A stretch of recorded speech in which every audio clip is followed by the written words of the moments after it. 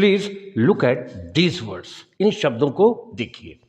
एक है हु, दूसरा whom और तीसरा whose। और श्योर है कि आप इन तीनों को आप जानते हैं। अब इसमें किस हु, whom, whose इन तीनों का मतलब कैसा होता है? तो ऐसा होता है, हु का मतलब कौन, whom किसी का मीनिंग देता है, और ये जो whose है ये कैसा मीनिंग देता है? किसका या फिर जिसका। तो ये तीनों शब्द कुछ ऐसा ही मीनिंग देता है।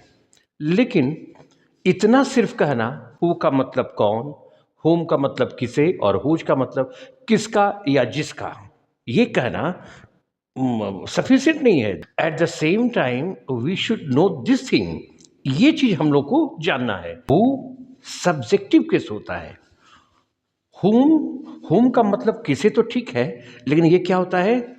इस हु का ही ऑब्जेक्टिव केस होता है। ऐसे ये ऑब्जेक्टिव केस। और ये हुज क्या होता है? इसी हु का पॉजिटिव केस होता है। यस, ये हुज जो है पॉजिटिव केस होता है। किसका? इस हु का। हम लोग एक टेबल पढ़े थे, याद करो। एक subjective case, objective case, positive case, reflexive pronoun. क्या पढ़े थे उसमें? आई सब्जेक्टिव केस होता है, उसी का ऑब्जेक्टिव केस मी, उसी का positive case my. He subjective case, उसी का ऑब्जेक्टिव केस हिम, उसी का पॉजिटिव केस हिज। हाँ, they subjective case, them objective case, उसी का पॉजिटिव केस देयर। ऐसा जो पढ़े थे। लाइकवाइज हु सब्जेक्टिव केस है, whom ऑब्जेक्टिव केस है, और हुज इसी का पॉजिटिव केस है। अब ये भी हम लोग बात किए थे।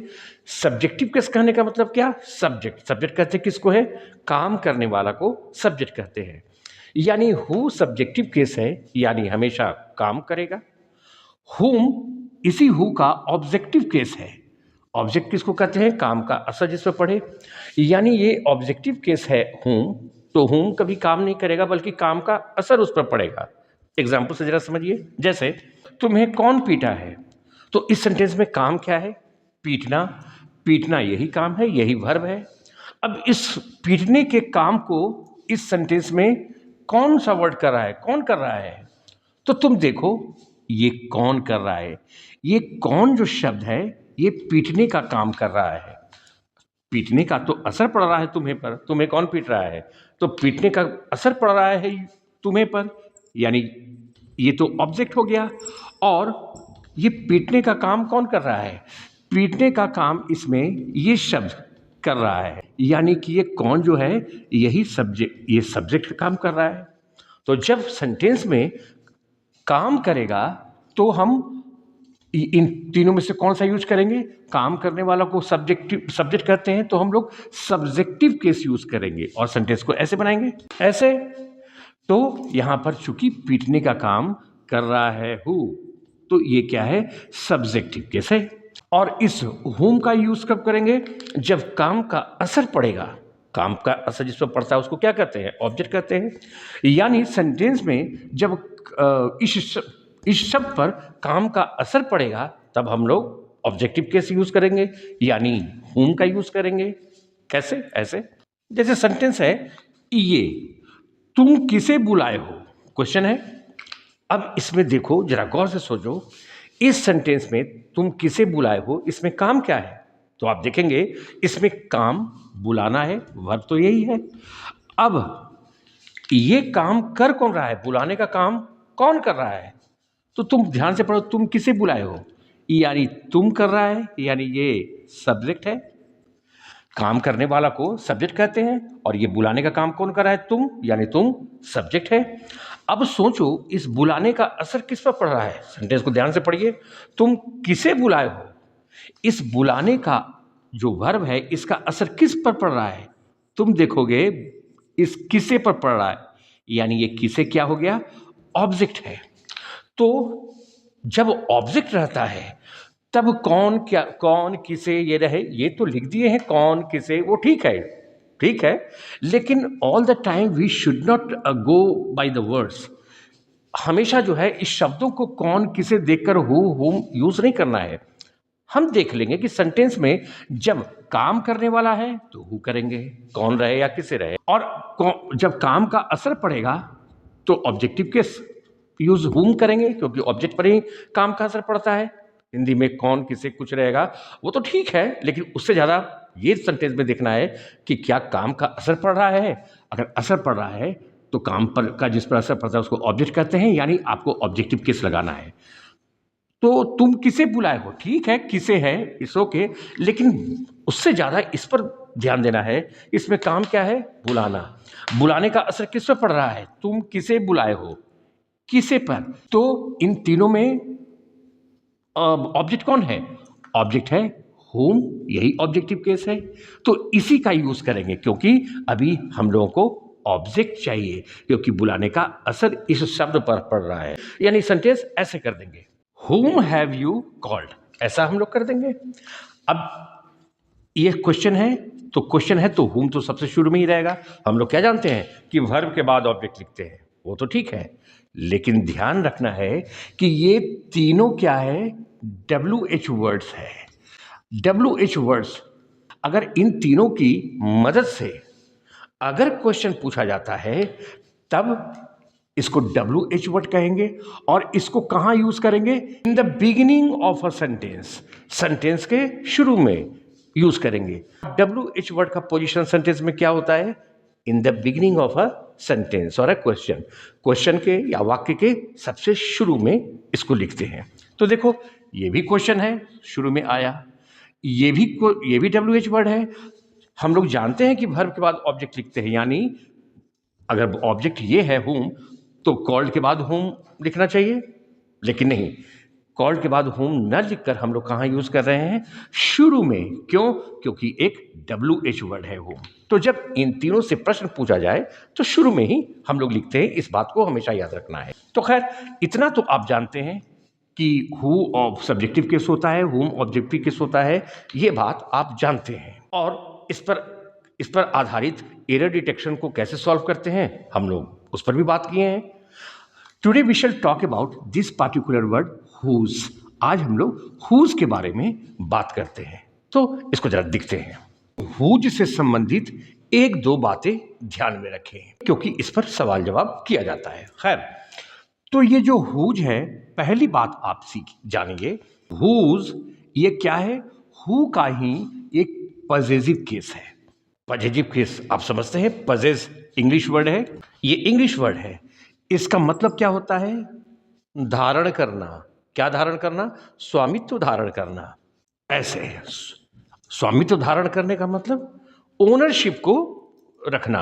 ये पजेस क्या करता है, इट शोज ओनरशिप, ये किसी का स्वामित्व धारण कराने का बोध कराता है। जैसे हम लोग एक चार्ट पढ़े थे, सब्जेक्टिव केस ऑब्जेक्टिव, ऐसे याद है, subjective case objective case positive case, I subjective case, उसका objective case me, positive case my, he subjective, उसका ऑब्जेक्टिव केस हिम, इसी का positive case his, they subjective case, इसका ऑब्जेक्टिव केस देम, उसका positive case their, जो ऐसा पढ़े थे। लाइकवाइज बिल्कुल उसी तरीके से हु होता है सब्जेक्टिव केस, इसी का ऑब्जेक्टिव केस हुम, और इसी का पॉजिटिव केस हुज होता है। यही बात हम लोग को ध्यान में देना है, और हम लोग इसी के बारे में, खासकर इसके बारे में हम लोग चर्चा कर रहे हैं।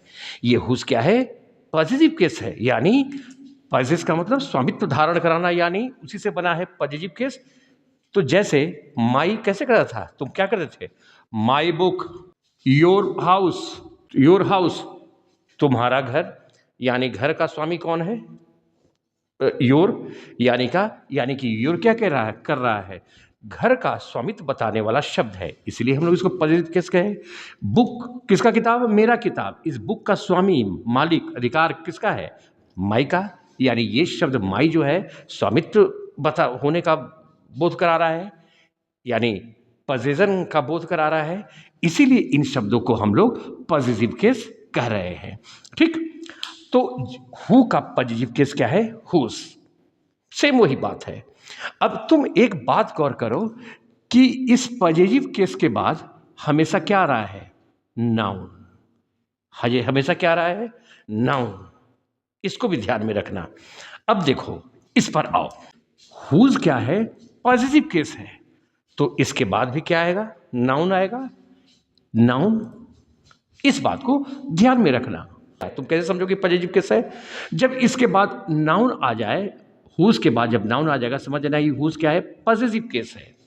और जब ये पॉजिटिव केस रहेगा तो ये मतलब कैसे देगा, ऐसे, किसका, किसकी, किसके, तो ये हुज इस तरीके का मीनिंग देगा, किसका, किसकी, किसके, जब ये पॉजिटिव वर्ड रहता है। साथ में जब नाउन के पहले जो कुछ भी लिखा रहता है वो एडजेक्टिव होता है, वो एडजेक्टिव रहता है। जैसे Ram is a good boy, boy के पहले गुड है, एडजेक्टिव है, ठीक है।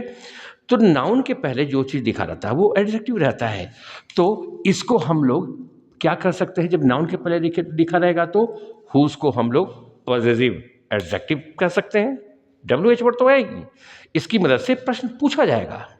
लेकिन ये पॉजिटिव केस है, लेकिन चूंकि नाउन के पहले लिखा हुआ है तो इसको हम लोग क्या कहेंगे, पॉजिटिव एडजेक्टिव। ठीक, अब एक कुछ एग्जाम्पल देखो। जैसे एक सेंटेंस है, यह किसकी किताब है, तो कैसे बनाओगे, ये प्रश्न है। तो किताब का मालिक कौन है, क्वेश्चन पूछ रहा है। तो और स्वामित्व धारण, किताब का स्वामित्व धारण कराने वाला शब्द का बोध हो रहा है, तो हम लोग हुज का यूज करेंगे। अब चूंकि ये क्वेश्चन में प्रयोग किया जा रहा है, क्वेश्चन में यूज किया जा रहा है, इसका एक और यूज है, that's why I am telling you, ये क्वेश्चन में यूज हो रहा है, इसका एक और यूज है। तो अभी तो जब क्वेश्चन में यूज हो रहा है तो भाई हुज तो सबसे पहले आएगा, और ऐसे हो जाएगा, हुज बुक इज दिस, ये प्रश्न है, ये क्वेश्चन है, तो हुज शुरू में आया, और इसके चूंकि ये पॉजिटिव वर्ड है तो अपने नाउन के पहले ही लगेगा, तो हुज बुक इज दिस, ऐसा लगा है। एक और सेंटेंस देखो, वह किसके घरों को देखा है, तो किसके घरों को देखा है, घर का स्वामित्व बताना है, किसके घर, घर का स्वामी कौन, यानी हम लोगों को चाहिए पॉजिटिव वर्ड, तो इसका ऐसे हम लोग बनाएंगे, whose houses has he seen, ऐसे बनाएंगे। अब देखो ये क्या है, क्वेश्चन है, और ये चूंकि नाउन के पहले लिखा हुआ है तो इसको हम हुज को अभी क्या कहेंगे, नाउन के पहले लिखा रहेगा तो पॉजिटिव एडजेक्टिव। सेकंड बात, ये जो हुज हाउसेस जो लिखा हुआ है, अब इस हाउसेस को देखकर कहीं ये नहीं समझना कि यहां पर हैव लगेगा, नो, ये ऑक्सिलरी वर्ब किसके अनुसार लगता है, auxiliary verb is used according to the subject. Auxiliary verb किसके मुताबिक लगता है, सब्जेक्ट के मुताबिक। यहां सब्जेक्ट क्या है, ही है, ही है। कैसे सब्जेक्ट कहते किसको है, काम करने वालों को सब्जेक्ट कहते हैं। वह किसके घरों को देखा है, इसमें काम क्या है, देखना, देखने का काम कौन किया, वह, यानी सब्जेक्ट है ही, तो ही के मुताबिक यानी सब्जेक्ट के मुताबिक ऑक्सिलरी वर्ब ये लगेगा। चूंकि ये क्वेश्चन है तो सब्जेक्ट के पहले ऑक्सिलरी वर्ब चला आया। तो यहां पर भी ध्यान देना, इन हाउसेस को देखकर कहीं हैव नहीं कर देना, क्योंकि हाउसेज इसका सब्जेक्ट है, हाउसेज इस हैज का सब्जेक्ट नहीं है, सब्जेक्ट तो ही है, तो ही के साथ हैज लगता है, सो किया, whose houses has he seen. तो दिस इज WH वर्ड तो है ही, साथ में ये क्या है, पॉजिटिव एडजेक्टिव है। कैसे समझेंगे, नाउन के पहले यूज करते हैं। पॉजिटिव एडजेक्टिव टर्म से तुमको प्रॉब्लम हो रहा है, छोड़ो पॉजिटिव एडजेक्टिव को, तुम जानो हु का पॉजिटिव केस है हुज, हुज क्या है, हु का ही पॉजिटिव केस है। ठीक, याद रखिए। अब हुज का एक और रूल है, वो क्या है, ये हुज एक रिलेटिव प्रोनाउन का भी काम करता है। और ये रिलेटिव प्रोनाउन क्या होता है आप जानते हैं, हम लोग इंपॉर्टेंट पॉइंट चैप्टर में पढ़े थे, है ना, इसमें हम लोग खासकर बात किए थे हु, विच, दैट बात किए थे। तो रिलेटिव प्रोनाउन तो आप जानते हैं, जब किसी नाउन या प्रोनाउन के ठीक बाद इन सब हु, विच, दैट या और भी शब्द हैं अगर हम लिखते हैं तो उसको रिलेटिव प्रोनाउन कहा जाता है। तो ये हुज क्या है, रिलेटिव प्रोनाउन का काम करता है। ठीक, यानी ये पोजेशन तो बताएगा ही, हुज तो पॉजिटिव केस है ही, पोजेशन स्वामित्व धारण करने का तो अर्थ देगा ही, साथ में ये रिलेटिव प्रोनाउन का काम भी करता है। यानी जब रिलेटिव प्रोनाउन, आप क्या जानते थे, आप यही जानते थे, जब नाउन या प्रोनाउन का कोई रिलेशन बताता हो, जब शब्द जो है किसी नाउन या प्रोनाउन को रिलेट करता है, उसी को रिलेटिव प्रोनाउन कहते हैं। और रिलेटिव प्रोनाउन क्या कहते हैं, नाउन के ठीक बाद लिखा जाता है। ऐसे नाउन के ठीक बाद, नाउन करना ठीक नहीं, नाउन या प्रोनाउन भी हो सकता है, यानी नाउन या प्रोनाउन के ठीक बाद रिलेटिव प्रोनाउन हम लोग यूज करते हैं, यही पोजीशन है इसका। तो अगर नाउन या प्रोनाउन के ठीक बाद अगर हुज लिखा जाएगा, लुक ऐसे, तो ये क्या काम करने लगेगा, रिलेटिव प्रोनाउन का काम करेगा। जब नाउन प्रोनाउन के ठीक बाद ये हुज लिखा जाएगा तो ये रिलेटिव प्रोनाउन का काम करेगा।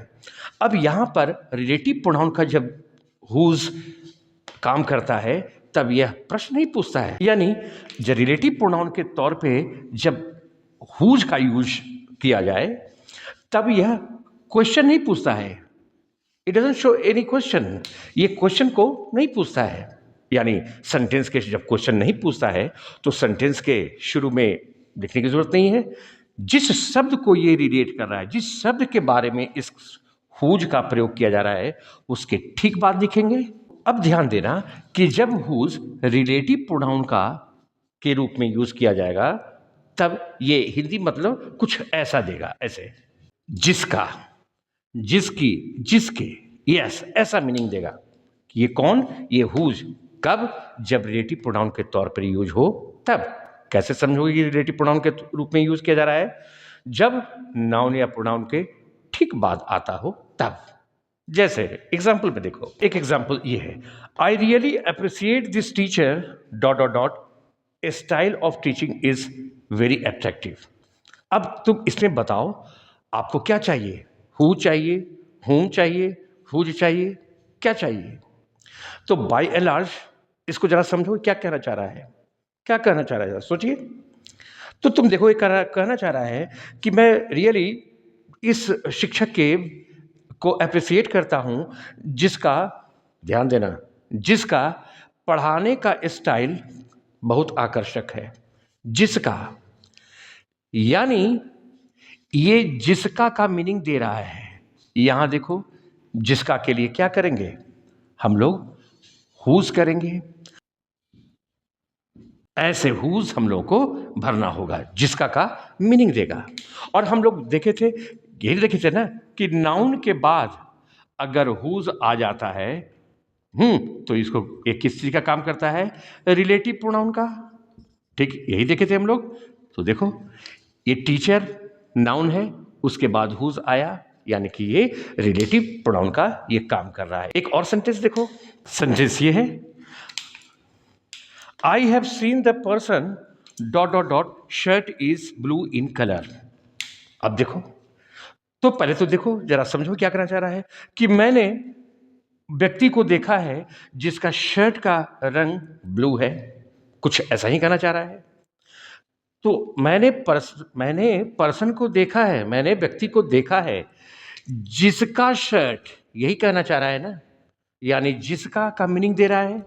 यानी आपको क्या चाहिए, आपको हुज चाहिए, तो इस पे हुज कीजिए। अब यहां पर ये क्या है, ये नाउन के ठीक बाद, देखो नाउन के ठीक बाद लिखा हुआ है। ये नाउन, जब नाउन के ठीक बाद लिखा रहता है तो क्या बोलते हैं इसको, रिलेटिव प्रोनाउन का काम कर रहा है। तो अभी हुज किस चीज का काम कर रहा है, क्योंकि नाउन के ठीक बाद लिखाएगा हुज, तो अभी किस चीज का काम कर रहा है, ये रिलेटिव प्रोनाउन का काम कर रहा है। क्यों, क्योंकि द पर्सन को ये शब्द रिलेट कर रहा है। तो अभी इससे प्रश्न नहीं पूछा जा रहा है, ये रिलेटिव प्रोनाउन का काम कर रहा है। तो this is what I wanted to tell you, that whose क्या करते हैं, ये दो रोल प्ले करता है। एक, प्रश्न बनाते समय इसका यूज होता है, और दूसरा रिलेटिव प्रोनाउन के रूप में यूज होता है। ठीक, प्रश्न जब बनेगा तो हिंदी अर्थ कैसे आएगा, किसका, किसकी, और हम लोग इसको सेंटेंस के शुरू में लिखेंगे, ठीक ना, और नाउन के ठीक पहले, हुज बुक इज दिस जैसे किए। और जब हुज रिलेटिव प्रोनाउन का काम करेगा तब ये प्रश्न नहीं पूछेगा, ये नाउन या प्रोनाउन के ठीक बाद आएगा। ठीक, और मतलब कैसे देगा, जिसका, जिसकी, जिसके, ये बात समझना है। अब आपको एक क्वेश्चन दे दिए, क्वेश्चन है, I have watched this movie dot dot dot, script has been written by Manmohan Desai. अब इसमें बताइए आप इसमें क्या भरेंगे, हु भरेंगे, हुम भरेंगे, हुज भरेंगे, क्या भरेंगे? सबसे पहले जरा समझो ये क्या कहना चाह रहा है ये question. I have watch this movie, मैंने मूवी देखा है जिसका स्क्रिप्ट जिसकी कहानी लिखी गई है मनमोहन देसाई के द्वारा। तो यहां जिसकी का मीनिंग आ रहा है, यानी हम लोग को चाहिए रिलेटिव प्रोनाउन। अब देखो नाउन भी है, नाउन के बाद जब आएगा तब रिलेटिव प्रोनाउन कहेंगे हुज को। इससे प्रश्न तो पूछा नहीं जा रहा है, यानी हम लोग को रिलेटिव प्रोनाउन के तौर पर हुज को यहां पर यूज करना है। तो क्या कर दें जरा देखो तो, क्योंकि मैंने देखा है मूवी को जिसका स्क्रिप्ट लिखा गया है, जिसका कहानी लिखा गया है, जिसका का तो मीनिंग आ रहा है। अब जिसका के लिए ये हुज रिलेटिव प्रोनाउन का काम कर रहा है, होता ही है, तो क्या हुज यहां लिख दें जरा सोच के बताइए। तो ध्यान दो, अगर आंसर में आप लिखते हैं हुज, यानी यहां पर अगर हुज लिख देंगे तो आप हो जाएंगे गलत, आप गलत हो जाएंगे। Now you will ask me, भाई अभी तो आप बता रहे थे जिसके रिलेटिव प्रोनाउन का काम करे, नाउन के बाद आएगा तो आपको हुज लिखना है या हुज लिखा जाता है, और हिंदी मीनिंग भी वैसा ही आ रहा है, तो गलत क्यों हुआ? तो सोचो, आप जानते हैं, आप याद कीजिए, हु का यूज किसके लिए होता है? ह्यूमन बीइंग के लिए। हु का यूज किसके लिए होता है? ह्यूमन बीइंग के लिए। तो सब तो यूज होगा ह्यूमन बीइंग के लिए ही। Who subjective case, whom objective case, whose positive case, तो सब ओरिजिन तो सबका एक ही है हु। तब ये हम लोग जानते हैं हु का यूज मनुष्य के लिए होता है, ह्यूमन बीइंग्स के लिए। तो हु, हुज, हुम तीनों को हम ह्यूमन बीइंग के लिए ही यूज करेंगे। अब यहां पर है कि मैंने देखा है इस मूवी को जिसका स्क्रिप्ट लिखा गया है, जिसका कथा लिखा गया है, तो जिसका का तो है हुज, तो लग रहा है कि लगा दें, लेकिन लगाएंगे नहीं, क्योंकि मूवी के लिए ये शब्द आ रहा है, मूवी को ही ये रिलेट कर रहा है हुज। मूवी है लाइफलेस थिंग, लाइफलेस ऑब्जेक्ट, तो निर्जीव के लिए हम लोग तो हुज लगाते ही नहीं है। तो क्या करोगे, जब लाइफलेस चीज रहेगा तो आपको ऐसे लिखना होगा, ऐसे। इस पूरे जगह पर आपको लिखना होगा द स्क्रिप्ट ऑफ विच, ऐसे लिखना होगा। हम लोग को लिखना होगा I have watch this movie the script of which has been written by Manmohan Desai. So understand, take care of this. अब एक बात यहां जान लो, तो इतना तो ठीक है, जरा इसमें वापस एक लाइन और जरा देखो। देखो यहां पर ये जो है हाउस नाउन है, नाउन के पहले ये लगा हुआ है पॉजिटिव केस, WH वर्ड तो है ही, प्रश्न तो पूछ रहा ही रहा है, ये पॉजिटिव केस, तो इसको हम लोग क्या कहते हैं, चूंकि नाउन के पहले है तो इसको हम लोग क्या करेंगे, पॉजिटिव एडजेक्टिव। नाउन के पहले कुछ भी लिखा रहता है वो एडजेक्टिव ही कहलाता है। तो पॉजिटिव एडजेक्टिव रहेगा। यहां भी नाउन के पहले है तो इसको भी हम लोग क्या कहेंगे, पॉजिटिव केस तो है ही। अब चूंकि नाउन के पहले जो लिखा रहता है उसको एडजेक्टिव कहते हैं, तो इसको पॉजिटिव एडजेक्टिव हम लोग कह रहे थे। तो नाउन के पहले जब हुज रहेगा पॉजिटिव केस। इसी बात को हम लोग दूसरे तरीके से भी कहेंगे, अगर हुज के बाद नाउन ना आए, वर्ब ऑक्सिलरी वर्ब आता है, तब उसको क्या कहते हैं, पॉजिटिव प्रोनाउन, जिससे प्रश्न पूछा जाता है यह किसकी किताब है, हुज बुक इज दिस, ऐसे किए तुम। अगर इसी को तुम ऐसे लिखोगे हुज इज दिस बुक, तो हुज के बाद जब कोई नाउन नहीं आएगा तब इसको तुम क्या कहोगे, पॉजिटिव प्रोनाउन कहोगे। बस एक छोटा सा बात याद रखना, ठीक, जो कि इंट्रोगेटिव सेंटेंस में यूज किया जाता है। इंट्रोगेटिव पॉजिटिव प्रोनाउन इसको कहते हैं।